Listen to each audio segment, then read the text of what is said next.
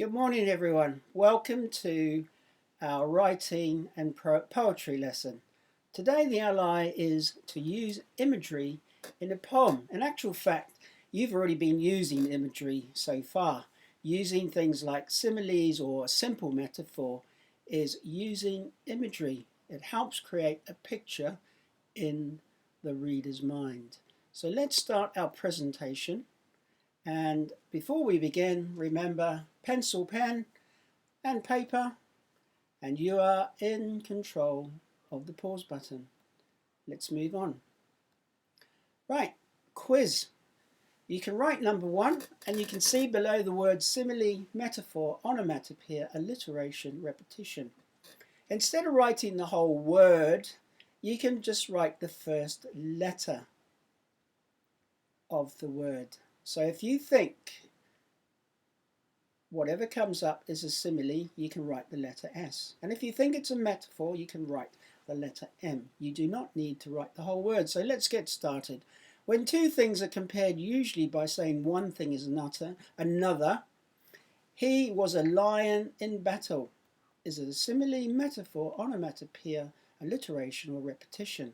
So remember, next to number 1, put S, M, O, A, or R. Make your selection. I'm going to move on to number 2. Same again, simile, metaphor, onomatopoeia, alliteration, repetition. Words are used to imitate sounds. Buzz, hiss, crash. Select the word below. Write the first letter in that word for number 2. Buzz, hiss, crash. Number 3, same again. The repetition of the same consonant sounds often at the beginning of words. She sells seashells on the seashore. Is that a simile, a metaphor, onomatopoeia, alliteration, or repetition? Make your selection, write the first letter of the word. Number 4, where non-human things or abstract ideas are given human characteristics. The sky is crying, the table groaned. Make your selection down below. Is it a simile, metaphor, onomatopoeia, alliteration, imagery, or repetition? You've already done characteristics of animals, so it's the same kind of thing. Let's move to number 5. Number 5, where a writer keeps using the same idea over and over. The sun glowed, the sun growled, the sun was angry. Make your selection from below. Number 6. Simile, metaphor, onomatopoeia, alliteration, repetition, where two things are compared using as or like. The sun is like a big yellow balloon. He was as tall as a skyscraper. Make your selection from below. And the last one, number 7, writers use this to create pictures with words. Choose the word below and write the first letter of the word. Right, that's it for our quiz. So we are going to mark the quiz right now. So he was a lion in battle. Number 1 is a metaphor. So it's comparing a person to a lion. They're two different things. But we know a lion is very ferocious and a great fighter. So the comparison is made between the person and the lion because of the lion's fighting prowess. Number 2, words are used to imitate sounds. Buzz, hiss, crash, onomatopoeia. Number 3, it's alliteration because all the words or most of the words start with the consonant sound and happens to be the letter S. Number 4, where non-human things or abstract ideas are given human characteristics. The sky is crying, the table groaned. Tables do not groan, human beings do. The sky doesn't cry, but humans definitely do. So we give those things human characteristics. It's a metaphor. And it's also personification. A personification is a type of metaphor. You can see in the word personification the word person at the beginning. So person stands for people. So we give the sky characteristics of a person. People cry, the sky doesn't. But then that helps us to imagine what the sky is like if it's crying. Let's move on to number 5. The sun glowed, the sun growled, the sun was angry. Repetition. The sun has been repeated. Number 6. The sun is like a big yellow balloon. He was as tall as a skyscraper. That's a simile because in those sentences you'll find like or as. And number 7, the final one. Some of you may have picked up on this already. So writers use this to create pictures with words. Well, it's imagery. So we've already been using this idea because so far you've been using similes, which help create pictures in the reader's mind, and also some people have used metaphors. So our next step is to do the video. So let's go back one step. For some reason, oh, here we go. Oopsie, I've got to go back. I'm going to start the video. Sorry about the mess up here. This may take a few seconds, but it won't take very long.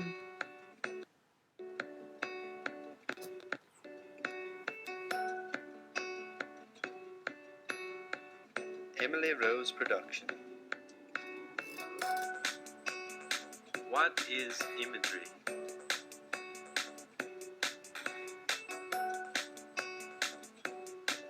Imagery is defined as descriptive language that appeals to the 5 senses.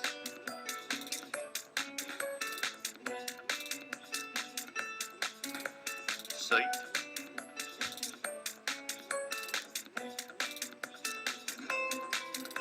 touch,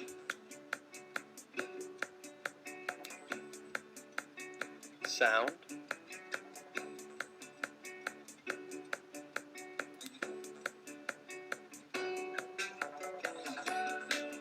taste,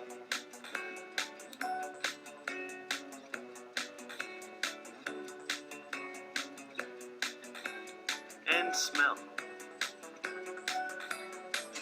Now class, let's try some examples. The silence was broken by the screech of tires and the scraping metal. Which type of imagery was used? Sound.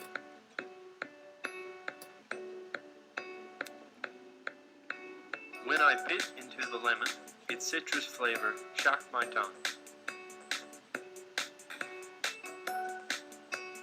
Which type of imagery was used here?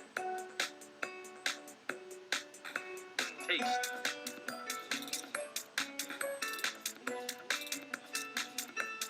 He whiffed the aroma of freshly brewed coffee.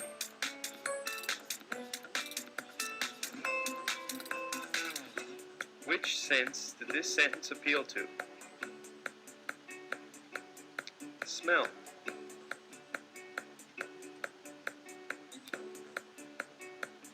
She gently stroked the cat's silky fur.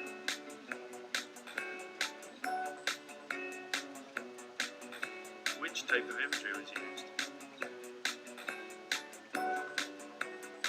Touch. And last but not least, sight. A host of golden daffodils beside the lake, beneath the trees, fluttering and dancing in the breeze.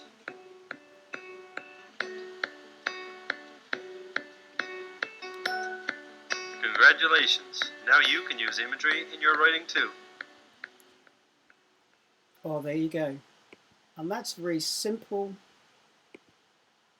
video explaining imagery. Well, here on this slide we've got the 5 features of language that we've covered so far. So we've got metaphor, personification, which we've just been introduced to today, although we've seen it before, onomatopoeia, alliteration, simile. These all help to paint the picture in the reader's mind and in the writer's mind. So when you're writing, these features can help make your writing more descriptive and definitely more interesting. So I have a riddle. So you have a riddle to solve. I thunder, I'm in a cloud, I fall, I splash, I creep, I seep, I trickle, I gush, I'm slow, I rush, I'm in the sea, I'm free. What am I? Now, I is used for a human being. And this thing is not a human being, so this is personification. So what character is this? So I thunder, I'm in the cloud, I fall, I splash, I creep, and so on. Have you thought about who the character is?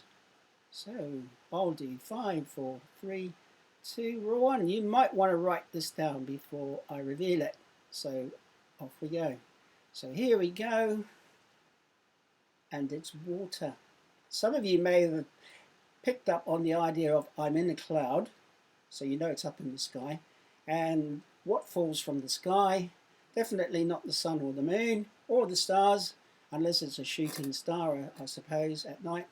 But splash may have been a good clue as well. Creep may be a bit more difficult. Seep definitely goes with water. Trickle definitely goes with water. Gush, some people use these words when they were doing the onomatopoeia, especially when we did the sound collector. So well done if you managed to solve that riddle. Right, what comes next? Well, here is our poem for the day. It's called The Tale of the Sun and the Moon. The sun was in his bathing suit, the moon in her pyjamas. They played all day until the two were called in by their mammas. The sun went home and climbed in bed. His mamma sang a tune, and soon the sun was fast asleep and dreaming of the moon. The moon decided not to go. Instead, she stayed outside. She danced and played and laughed and sang and stayed awake all night. When morning came, the sun arose and went outside to play, but could not find his friend the moon, who slept inside all day. And that's our poem for this lesson. Okay, so you're now familiar with alliteration, metaphors, and we've introduced personification, which is a special metaphor. And personification is a metaphor because we give the character human characteristics. So if they're not human, we give them human characteristics. Onomatopoeia, everyone's familiar with repetition and similes. I've highlighted in green, and if you look in the poem, you can see there are some lines highlighted in green.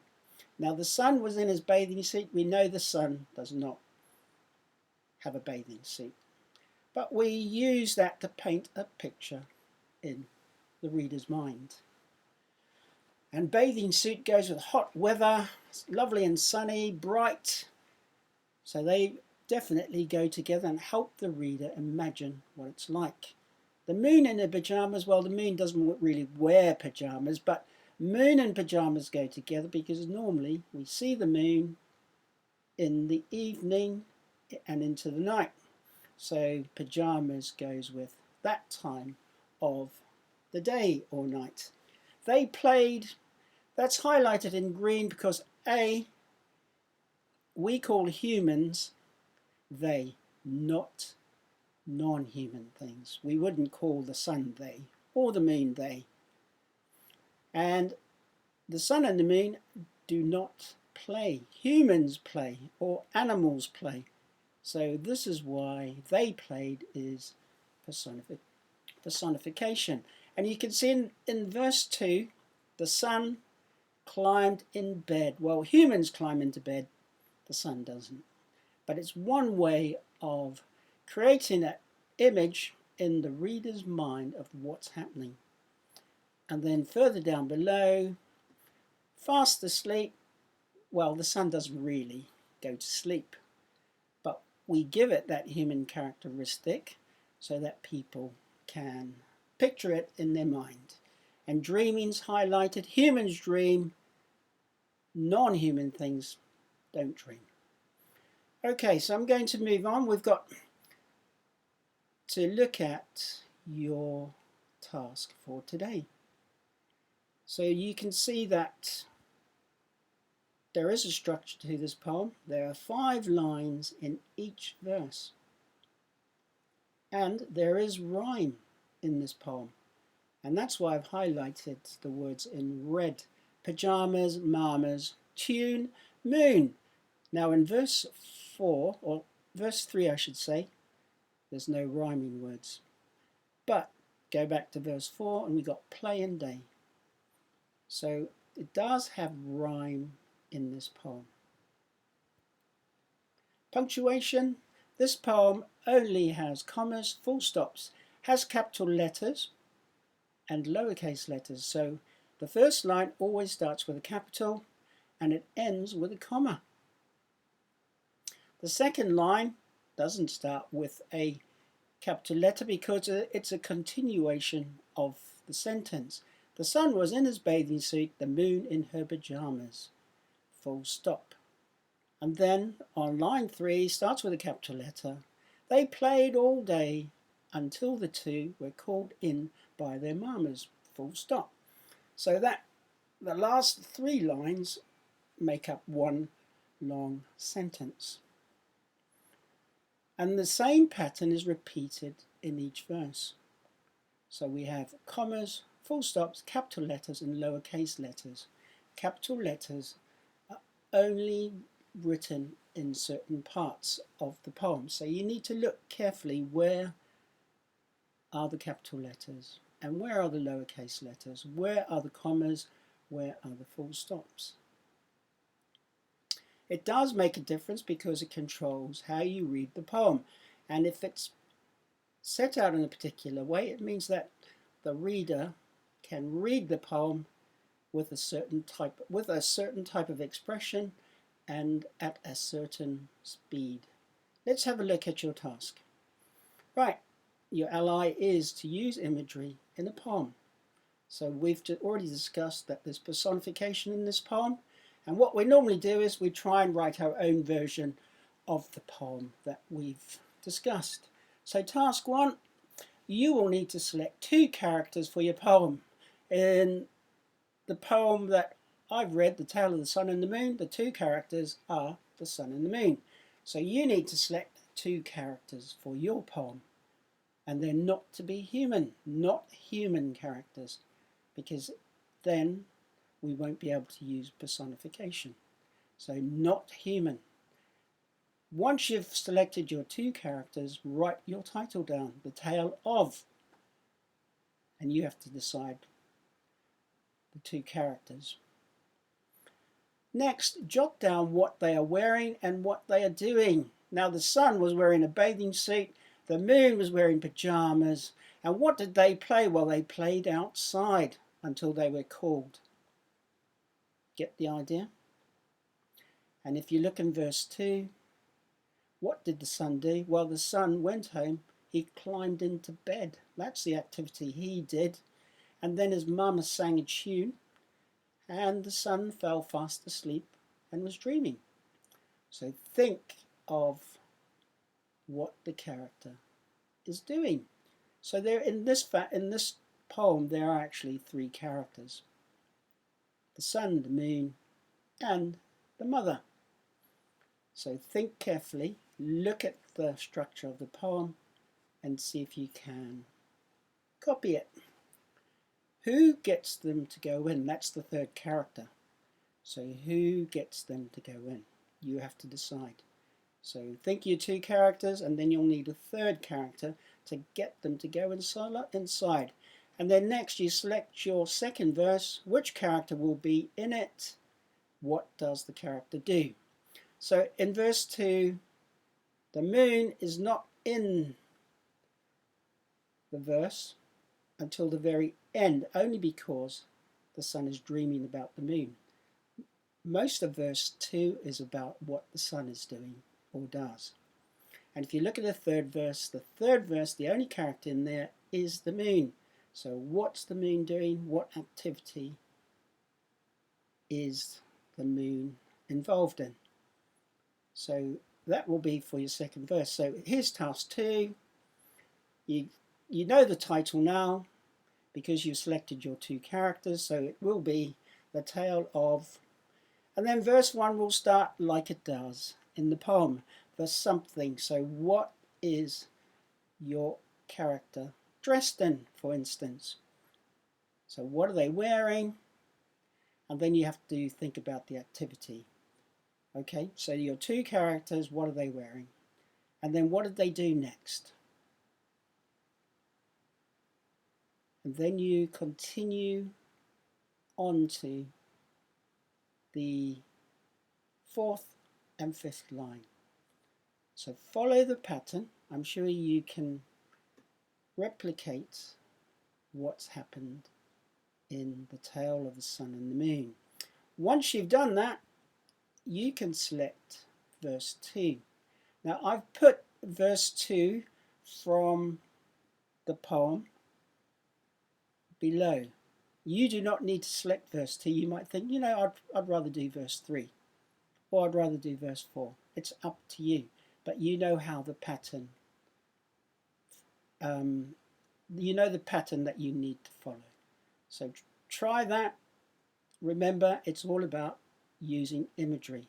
So you're going to use personification. Give those non-human characters human characteristics or things that humans do. Right, good luck with that task. Once you've done it, when you're ready, email your work to yr3@grange.harrow.school.uk. Good luck with the task.